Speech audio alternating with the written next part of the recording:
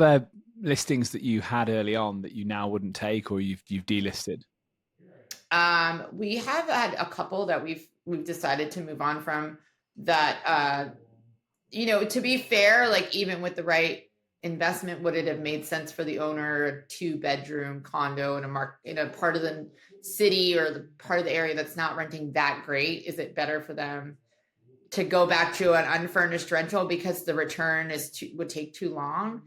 Yeah. Are there buildings that maybe we would reconsider now? Also, probably yes. But they are part of like what we call like Sojourn 1.0, the legacy market, and those owners have seen great consistent performance from us and have been willing to start improving things over time. Do you then do you see trends in the Washington area, well, across your portfolio then, at the moment, where, okay, right now you've got to make sure you have X, Y, and Z in the property to make sure it books, or you've got to have a hot tub wherever you can have one. I can't imagine there's many hot tubs in Washington City, right. But you must have a view on that. Yeah. Well, I think that for us, what we feel like is really important, and what our guests seem to comment the most on, is we're very engaged and prioritize the sensory experience of the guest. So it took us 3 years to pick out our linens, our consistent linens. We think like a great night's sleep is really important. And if you look at like the best of the best hotels, right, there's always the best linens in those places, right? You never really leave a 5-star hotel and think my neck hurts from sleeping on this bed, right? Or these sheets were so hot all night. So we've prioritized like the sensory experience. So we have, studios in DuPont Circle that maybe were built in like 1920 that's maybe still have parquet floors, but have great beds and wonderful sofas and great soaps in the shower, great water pressure in the shower. And people really appreciate that. I also think being the best at cleaning is really important, right? And so we have a very robust cleaning program, and we keep our cleaners are a part of Sojourn.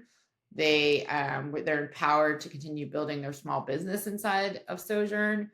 And so those to me feel like the things that are the most important to guests these days, right?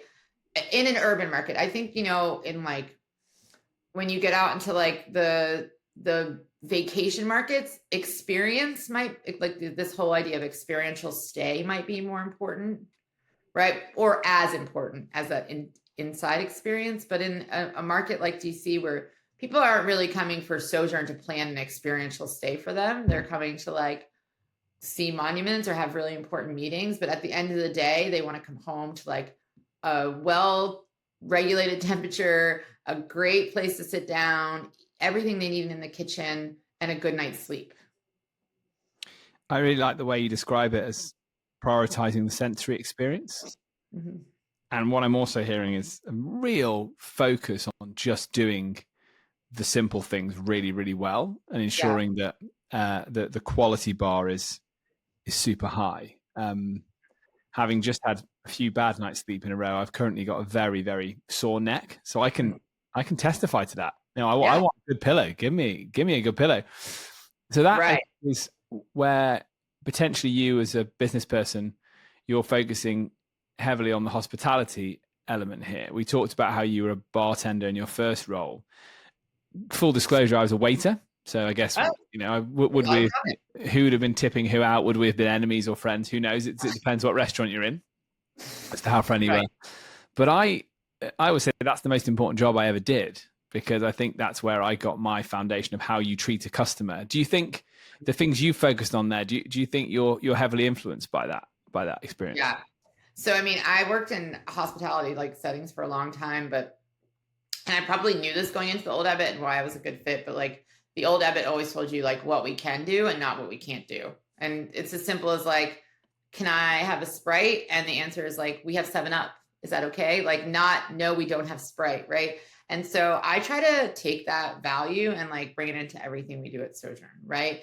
And that to me is like really the baseline of great hospitality, is like finding ways that to me is number one. And the other thing is like delivering before someone knows they need something, right? And Right. So what you're saying was like that sensory experience, the good night's sleep. It's like all of those things are there. None of that has to be asked for. Right. And if we're consistent with that and across our portfolio, then when guests do ask for things, or like we pick up on it's a birthday or something, we have the bandwidth to take care of it, because we're not dealing with like, these pillows are terrible, can you bring us something different? Right. Or, oh, the shampoo bottle is empty, can you bring us another one? Right. These things are standard practice across our portfolio. We don't skimp on like making sure they have enough shampoo for their stay. Right. And the old Abbott, like they never told us we can only bring 2 bottles of vodka for our shifts. Right. There were 5, because like a cold shaken martini delivered almost instantly was much more important than like that quarter bottle of vodka that, you know, might be downstairs.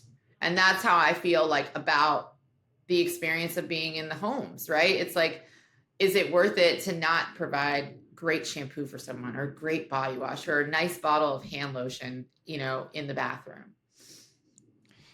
I like the concept, delivering ahead of time. I think that's smart, because one of the hardest things about the industry is that it's not a hotel. You know, the reception's not downstairs. You can't run things up to the room very, very quickly. But with that in mind, clearly you have a luxury product, and a product that you want to make sure gets good reviews from guests. So how do you deal with that, like the additional concierge type service that people might want?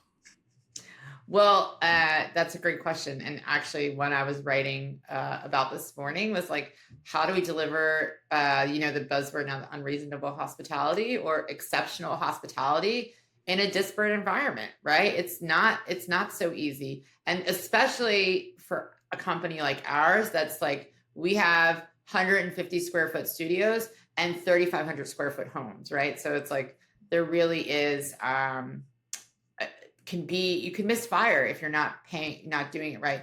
And so one of the things we're building around here is like a lot of automation in our hospitality, meaning not like using tech to deliver that hospitality, but using tech to deliver our humans, right?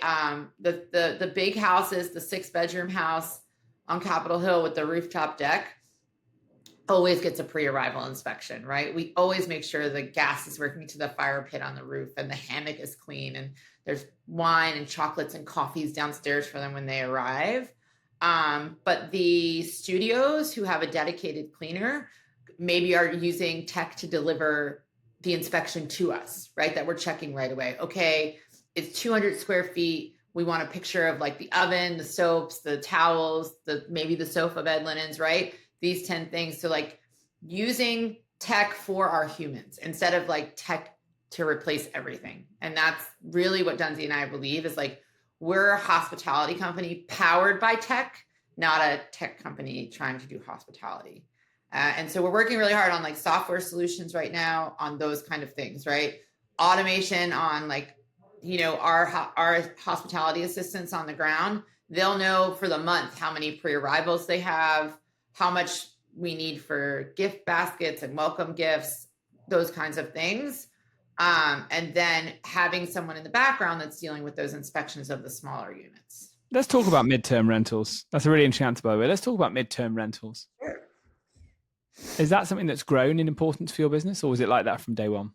It's always been like that for us, but it's gotten even more important because of the regulatory environment in Washington, D.C. and in Tidewater.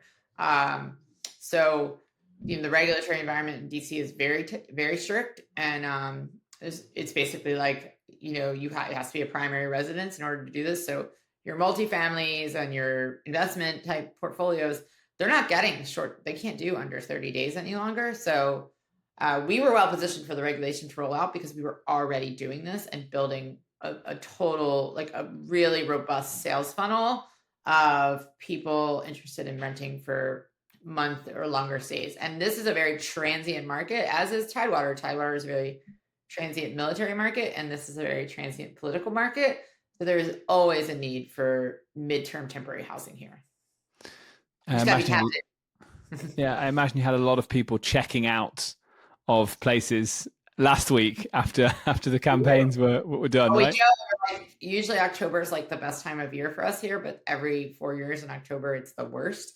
no one's moving, no one's coming, no one's doing, and also the Congress is out campaigning. So we're like completely empty. And then all of a sudden this like turn comes. And now, like, I mean, we've gotten so many calls this week for monthly housing, right? But we were ready. Like our name is out there. It's like, you can come to us for like, and it's not just monthly, like we want to be flexible, right? So a lot of people need like flexible terms, right? They can't be locked into annual leases. And that's what makes us really unique with what we do, is that we believe in like really flexible terms. And that has been very important to what we've built in the midterm world as well. You know, some construction companies that are like, listen, we don't know if this is going to keep going. So we need to know every 2 weeks if we can give you notice. And we work with people on that.